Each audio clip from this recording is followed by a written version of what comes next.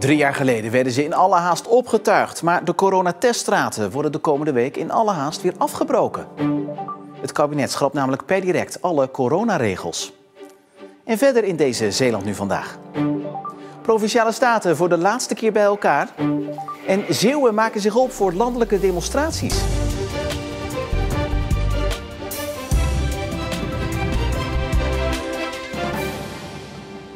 Goedenavond. Deze week, 3 jaar geleden, raakte de eerste Zeeuw besmet met corona. En eind volgende week worden de laatste restanten van de coronapandemie afgebroken. Want het kabinet schrapt per direct alle coronaregels. En dus kunnen de teststraten met pensioen. We hebben het bijna allemaal wel eens gedaan de afgelopen jaren. Een coronatest bij de GGD. Maar de deuren van de teststraten in Terneuzen, Zierikzee, Vlissingen en deze in Goes gaan nog voor 17 maart definitief dicht. Dat betekent dus dat we bij de GGD gaan stoppen met het grootschalig testen. Dus dat mensen niet meer terecht kunnen bij de GGD voor een COVID-test. Waar kunnen die mensen dan straks terecht en waar moeten ze dan naartoe? Ja, als alle teststraten dicht zijn, dan zullen commerciële partijen dat overnemen. Dat betekent ook dat testen niet meer gratis zal zijn, maar dat mensen die nog een testbewijs nodig hebben, als ze op reis gaan bijvoorbeeld, naar een commerciële testaanbieder moeten. En ik praat erover verder met zorgverslaggever Jannes Groenbloed. Ja, we kunnen dit wel een mijlpaal noemen, toch? Ja, zeker. Al maakt het sluiten van die teststraten voor de meeste mensen denk ik niet zo heel veel verschil. Want er konden alleen nog zorgmedewerkers en mensen met een kwetsbare gezondheid terecht. Op het moment kwamen er tussen de 8 en de 15 mensen per dag bij de Zeeuwse teststraten. Ja, dan loont het haast niet om ze open te houden. Wat is er nog meer gewijzigd? Nou, wat voor meer mensen denk ik gevolgen heeft, is het schrappen van de isolatierichtlijnen. Als je 2 streepjes had op je zelftest, dan moest je uit voorzorg 5 dagen thuis blijven. Ja, dat hoeft niet meer. Wel adviseert het OM nog om uit voorzorg thuis te blijven als je klachten hebt, of dat nou door corona komt of niet. Ja, ik denk je het OMT bedoelde. Datzelfde OMT heeft het ook nu over een endemische ziekte. Betekent dat nu helemaal voorbij is? Nou, dat niet. Endemisch betekent vooral eigenlijk dat het wat voorspelbaarder is geworden. Komt allemaal doordat we door vaccinatie en door besmettingen immuniteit opgebouwd hebben. Maar het virus gaat nog steeds rond. Dat zien we aan die rioolwaarden. En er worden nog steeds mensen opgenomen in het ziekenhuis. Dus het is nog niet helemaal voorbij. Jannes, dankjewel. Afscheid vandaag in de Statenzaal. De 39 leden van de Zeeuwse Staten en het dagelijks provinciebestuur waren vandaag voor de laatste keer in deze samenstelling bij elkaar. Want aanstaande woensdag zijn namelijk de statenverkiezingen. En dan is het natuurlijk de vraag wie er nog terugkomt. Bij het begin van de vergadering heerst er daardoor toch een beetje weemoed. Ja, dat is best een beetje een vreemd gevoel. Maar het is ook een hele eer geweest om dit te mogen doen. Ik heb hier 8 jaar in de Provinciale Staten mogen rondlopen. Eerst 4 jaar als commissielid en nu 4 jaar als statenlid. Ik vond het een heel bijzondere ervaring. Je krijgt een heel mooi beeld van wat er speelt, wat er beleeft in Zeeland. Ik zal het missen. Het voelt toch een beetje als verlies ook. Het is een deel van je invulling van je leven. Mensen kijken ook op een bepaalde manier naar je. Nou, dat zal anders zijn. Hè? Je bent iemand ook vanuit je positie. Dat is straks weg. Straks ben ik gewoon weer Jan Henk. Was ik altijd al. Maar je merkt toch dat er anders naar je gekeken wordt. En dat zal anders worden. Het was een hele eer om dat 4 jaar lang te mogen doen. Aan de andere kant vind ik het jammer dat ik ermee moet stoppen. Waarom moet u ermee stoppen? Gezondheidsredenen. Ja, ik heb wat gezondheidsproblematiek die het niet mogelijk maakt dat ik verder ga. Ik denk dat het heel goed is geweest om hier 4 jaar lang mee te werken aan een beter en gezonder en socialer Zeeland. En we gaan naar Middelburg, naar het provinciehuis. Daar staat Ariana Laforte. Ja, een rustige laatste vergadering werd het allerminst, hè, begreep ik. Nee, helemaal niet. Want terwijl wij hier staan is er in de Statenzaal op dit moment een hele bijzondere actie gaande van vrouwelijke statenleden. Nou, wat was er aan de hand? Forum voor Democratie die vroeg budget om iets te doen met de dag van het gezin, 15 mei. Dat is een dag van de Verenigde Naties. Maar vrouwelijke statenleden vonden dat zo'n dag eigenlijk heel discriminerend, een beetje neerbuigend is, omdat het de vrouw weer terug zou duwen in de traditionele moederrol. Nou ja, terwijl wij hier dus staan is deze actie nog gaande. Ja, toch een bijzondere actie. Ja, dus wat dat betreft is het zeker geen rustige laatste dag in deze samenstelling. Ja, ze werden ook nog over andere zaken gesproken vandaag. Zo kwamen de kerncentrales opnieuw weer aan de orde. Ja, of liever gezegd de thoriumcentrale, want de Partij van de Arbeid-fractie zegt dat ze uit stukken heeft begrepen, dat zijn stukken die gaan over de compensatie van de marinierskazerne, dat ze daar tussendoor heeft gelezen dat Zeeland geld heeft geïnvesteerd in de ontwikkeling van een milieuvriendelijkere thoriumkerncentrale. Nou ja, deze centrale die zou dus minder kernafval opleveren. En zegt de Partij van de Arbeid-fractie, luister eens, we gingen toch voor die 2 centrales waar het kabinet op dit moment onderzoek naar doet. En is er nu sprake van toch een derde kerncentrale die ook zo rond 2035 naar Zeeland zou kunnen komen. De PvdA was er niet gerust op.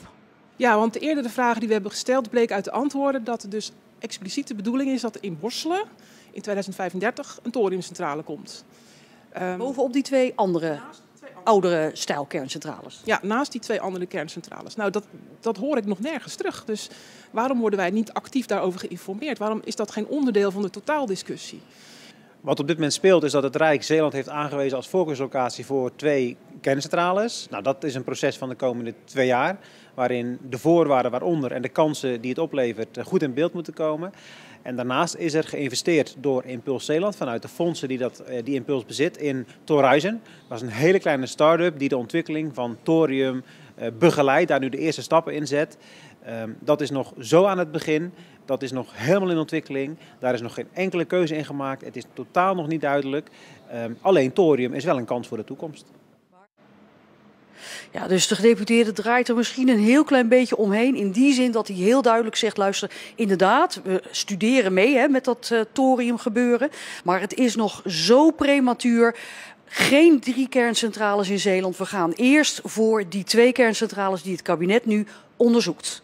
Ariane, dankjewel. Bij een brand gisteravond zijn 2 verdiepingen van een woning aan de Weteringstraat in Vlissingen grotendeels uitgebrand. Daarbij is niemand gewond geraakt. Vanwege de brand moesten naastgelegen woningen worden ontruimd. Na de eerste melding was al vrij snel duidelijk dat het pand niet meer te redden was en richtte de brandweer zich op de bescherming van de buurpanden. Rond 11 uur werd het sein brandmeester gegeven. De recherche onderzoekt de oorzaak van de brand.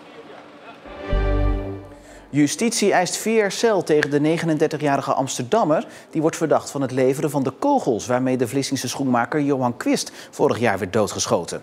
De man werd in juli aangehouden in het huis dat hij onderhuurde in Amsterdam. 2 maanden na de moord op Quist. De munitie verkocht hij onder de naam Rooie Leen op Telegram en Instagram. Het wapen waarmee naast de moord op Quist een bloedbad op een zorgboerderij in Alblasserdam werd veroorzaakt, is vermoedelijk door iemand anders geleverd. Ziekenhuis ADRZ is gestart met muziektherapie op de intensive care.